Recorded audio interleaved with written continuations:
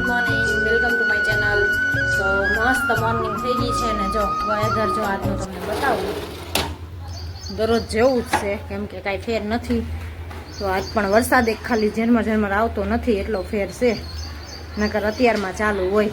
અને આજે જો સવારમાં જો બધા જુવારા વાવે છે નીચે. અમારા આરાધ્યાના તો વવાઈ ગયા. મને એમ કે હું નીચે જાઉં ત્યાં તો બધાએ વાવી દીધા. હું ઉપર કામ કરતી હતી એટલે મને કાંઈ ખબર નહોતી. એટલે જો બધા વાવે છે, મોળાકત છે તો જુવારા બધા જો કુંડિયામાં કોડિયામાં વાવીને બધા ઘરે લઈ જાય છે. તો બધી છોકરીઓને મોળાકત રહેવાના છે.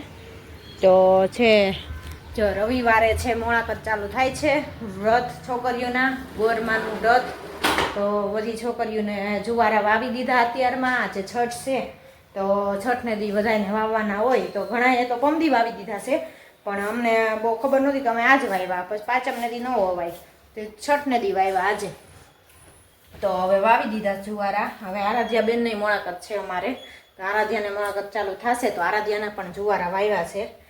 તો ચાલો નીચે જઈને પછી તમને બતાવીશ. હવે તો વવાઈ ગયા છે એટલે હવે તો કંઈ શું કામનું, કેમ કે હવે વધશે પછી હું તમને બતાવીશ. હવે તો દરરોજ પાણી પાવાનું છે, દરરોજ પાણી પાસું એટલે મોટા થતા જશે. અને રવિવારે છોકરીઓને રહેવાનું છે, પૂજવા જવાનું. પછી કુબલા પૂજવાના. અને અમે તો જાતા પહેલાં નાલે, અમારે ત્યાં નાલું હતું ને એટલે અમે ત્યાં કુબલા પૂંજવા જતા. ત્યાં પછી ઓલું નાલામાં પધરાવતા ને એવું બધું, ખેતડી ખેડતા ને એવું બધું કરતા. પણ અહીંયા તો નાલું બધું નદી ક્યાં ગોતવા જાવી, એટલે અહીંયા તો પછી આપણે બાજુમાં પટમાં મંદિર છે ને ત્યાં છોકરીઓને કરાવી નાખીને. આ વખતે છોકરીઓને બપોરની સ્કૂલ છે ને તો સવારમાં શાંતિ. ઓલું તો સવારમાં વહેલા કરાવવું પડે અને 7 વાગ્યાની સ્કૂલ હોય એટલે ફટાફટ જવું પડે. તો હવે નિરાતે છોકરીઓ કરશે બધું નાહી ધોઈને તૈયાર થઈને. એટલે આ વખતે શાંતિ રહેશે. બપોરની સ્કૂલ થઈ ગઈ છે ને એટલે સવારમાં નિરાતે પૂજાશે અને નિરાતે બધું થશે, ખેતડી ખેડશે ને એવું બધું કરશે. તો અમારા વખતમાં તમે બહુ મજા કરી છે. હવે તો છોકરાઓને ભણવાનું એટલું થઈ ગયું ને, તે ટ્યુશન ને સ્કૂલ ને એટલે કાંઈ રજા હોય નહીં. અમને તો 5 દિવસની પહેલાં રજા દેતા મોળાકતમાં ને એમાં, એટલે જાગરણમાં બધે દેતા, પૂંજવાની બધી. એટલે એવું બધું હતું. તો ચાલો મળીએ આગળ નીચે જઈને.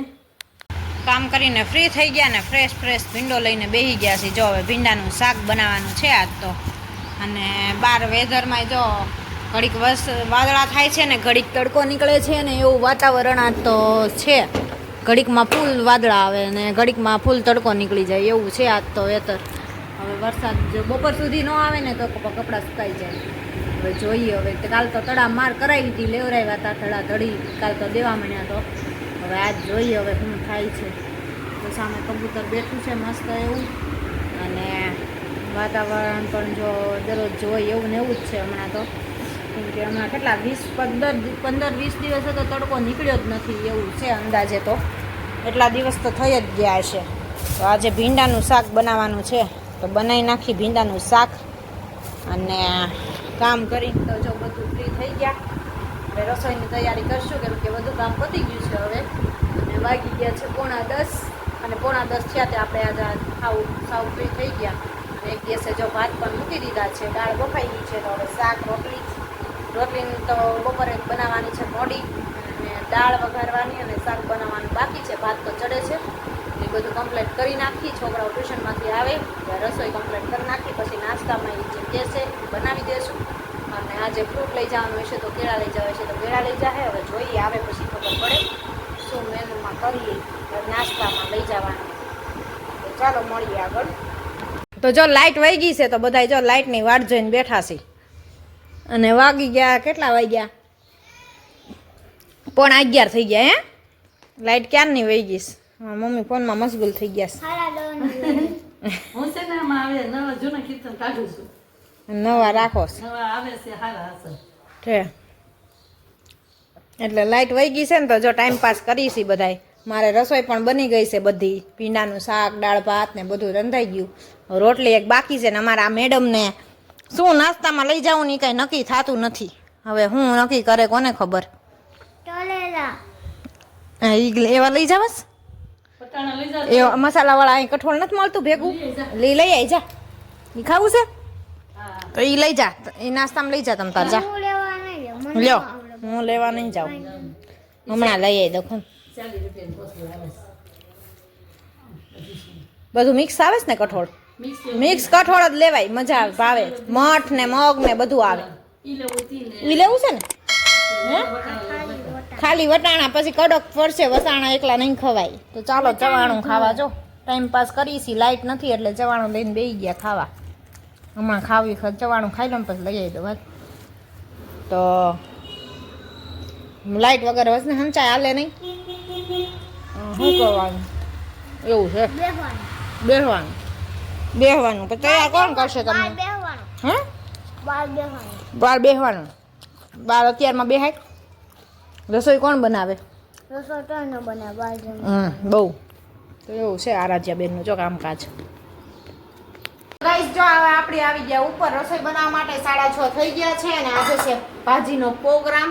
તો જો અહીંયા ભાજીમાંથી બધું શાકભાજી ભાજી માટે બાફા મૂકી દીધું છે. અહીંયા કુકરમાં રેડી કરીને સુધારીને બધું શાકભાજી મૂકી દીધું બાફા. અને હવે જો અમારા કીર્તનભાઈ હોમવર્ક કરવા બેઠા છે.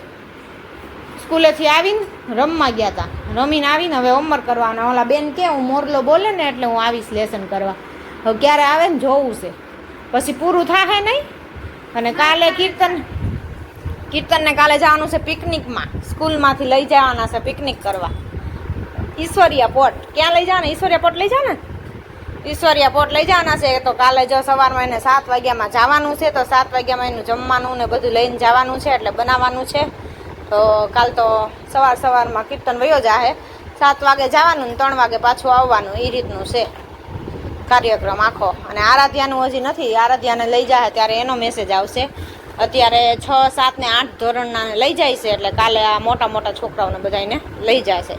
તો કાલે બધા જશે પિકનિક કરવા. અને કાલે છે બુધવાર, એટલે જો એ લોકોને તો સ્કૂલમાં રજા, કેમ કે પિકનિકમાં જાય એટલે એને તો રજા હોય. અમારા ઓલા બેનને છે પણ સ્કૂલમાં જો રક્તદાનનો કેમ્પ છે, એટલે એને પણ બપોરે મોડું જવાનું છે. આરાધ્યાને તે 2 વાગ્યાનો ટાઈમ છે, 2 થી 5:15નો. એટલે આરાધ્યાએ કાલ મોડી જવાનું છે ટ્યુશન, ઓલા સ્કૂલે 2 વાગે મૂકવા જવાની છે. ને 5:15 છૂટવાનો ટાઈમ તો એનો જ છે, પણ જવાનો 2 કલાક મોડો. તો ચાલો હવે હજી કચરા બચરા વાળવાના બાકી છે. 6:30 થઈ ગયા છે. હું ઉપર આવીશું રસોઈ બનાવવા માટે. ભાજી પહેલાં મેં કીધું સુધારીને બધું શાકભાજી બફવા મૂકી દઉં, બધું બફાય ત્યાં આપણે કચરા બચરા વાળી લઈએ. અને બધું એનું લસણવાળી ચટણી બધું હજી ખાંડવાનું બાકી છે, તો કરી નાખી. અને આજનું વેધર જો બહુ મસ્ત છે, કેમ કે આજે તડકો નીકળ્યો હતો અને આજે વરસાદ આવ્યો જ નથી બપોર પછી. સવારમાં એમ તો જેવું તેવું ઝાપટું આવી ગયું, પણ બપોર પછી નથી આવ્યું. એટલે બધું ચોખ્ખું થઈ ગયું છે, સુકાઈ ગયું છે બધું. ગારો બારો કાંઈ છે નહીં, જો બધું સુકાઈ ગયું, રોડ રસ્તા બધું. તો ક્યારેક જરીક તડકો નીકળે ને અઠવાડિયામાં 1-2 વાર તોય સારું. કેમ કે હમણાં 15-20 દિવસ થાય એક ધારો વરસાદ જ ઝીણો આવતો જ તો. કેમ કે આખા દિવસમાં 2, 3, 4, 5 વાર તો આવી જ જતો હતો, તડકો હતો જ નહીં. તો આજે તડકો થોડોક બપોર પછી નીકળ્યો એટલે કાંઈક મજા આવી. કપડાં પણ જો આજે બધા ઠેકાણે પડી ગયા, નગર તો લબડતા જ હોય સ્ટેન્ડમાં. એવું છે બધું. તો ચાલો બનાવી નાખી પહેલાં ફટાફટ ભાજી. અહીંયા જો આપણી ગરમા ગરમ પાવ ભાજી, ખાલી ભાજી હો, પાવ નહીં, ભાજી રેડી થઈ ગઈ છે. અહીંયા તીખી છે અને અહીંયા મોળી છે. તો અમારા આરાધ્યા મમ્મી હાટું મોળી બનાવી છે ને અમારી હાટું તીખી બનાવી છે. ને અહીંયા જો ગરમા ગરમ ભાખરી બને છે, રેડી થાય છે. તો જો બની ગઈ છે એટલી ભાખરી. તો હવે છોકરાઓને બેહારી દઈ જમવા માટે, કેમ કે બપોરનું જમ્યા હોય પછી ભૂખ લાગી હોય. સ્કૂલે નાસ્તો લઈ જાય પણ એવું સરખું નાસ્તો કર્યા હોય. એટલે જો આરાધ્યા બેન હોમવર્ક કરે છે. હજી આરાધ્યાને હોમવર્ક પૂરું નથી થયું. ધીમું કરતો. આ શું કરે છો? કીધું દોરવાનું કીધું કોને? એટલે ટ્યુશનનું છે કે સ્કૂલનું?